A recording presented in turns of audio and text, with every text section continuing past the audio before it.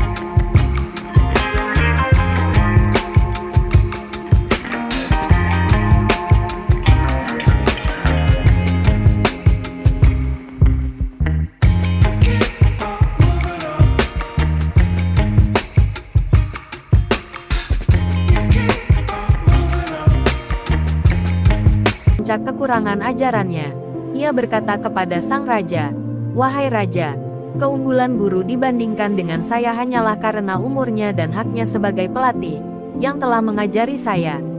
Dalam hal teknik dan seni saya telah menyamainya, bahkan saya melampauinya dalam hal kekuatan." Sang guru hanya tersenyum ketika mendengar berita tentang perkataan muridnya tersebut. Ia tidak berkomentar, bahkan cenderung mengabaikan berita itu begitu saja. Ia memang seorang yang bijaksana, dan sejak muridnya itu belajar, ia telah memperkirakan hal seperti ini akan terjadi. Tampak dari watak dasar dari muridnya tersebut. Karena itu, sejak awal ia telah meninggalkan 1-2 kuncian yang tidak diajarkan kepada muridnya tersebut. Karena kesombongan anak muda itu makin menjadi-jadi, bahkan ia meremehkan gurunya itu, maka sang raja memerintahkan untuk diadakan pertandingan antara keduanya. Didirikanlah panggung yang megah dan mengundang semua pembesar kerajaan untuk menggelar pertandingan gulat tersebut. Sang murid yang perkasa memasuki gelanggang laksana gajah yang buas. Ia mendengus layaknya ingin merobohkan sebuah gunung dengan kekuatannya itu. Sementara sang guru, walau tampak tua dan lemah dibandingkan dengan muridnya tersebut, ia berdiri dengan tenang di tengah arena. Begitu dimulai, sang murid menyerang dengan garangnya. Tetapi dengan sedikit gerakan sang guru bisa mengalahkannya. Pada serangan kedua, tampaknya sang murid mengerahkan segala kekuatan dan kemampuan tekniknya. Kali ini sang guru, yang dengan mudah mengenali teknik serangan muridnya, bahkan mengenali kelemahannya, menghadang serangan tersebut. Dengan mudah ia mematahkan serangannya itu, dan kemudian melakukan kuncian yang selama ini tidak pernah diajarkannya kepada siapapun. Sang murid mengerahkan segala kekuatan untuk melepaskan diri, tetapi gagal juga. Makin kuat ia berontak, makin sakit saja rasanya kuncian yang dilakukan gurunya. Sampai suatu ketika, sang guru mengangkat tubuhnya dan membanting ke tanah dengan kerasnya sehingga seluruh kekuatannya seperti dilolosi dari sendi-sendinya. Ia berusaha bangkit, tetapi ternyata jatuh lagi, tidak kuat menyangga tubuhnya sendiri.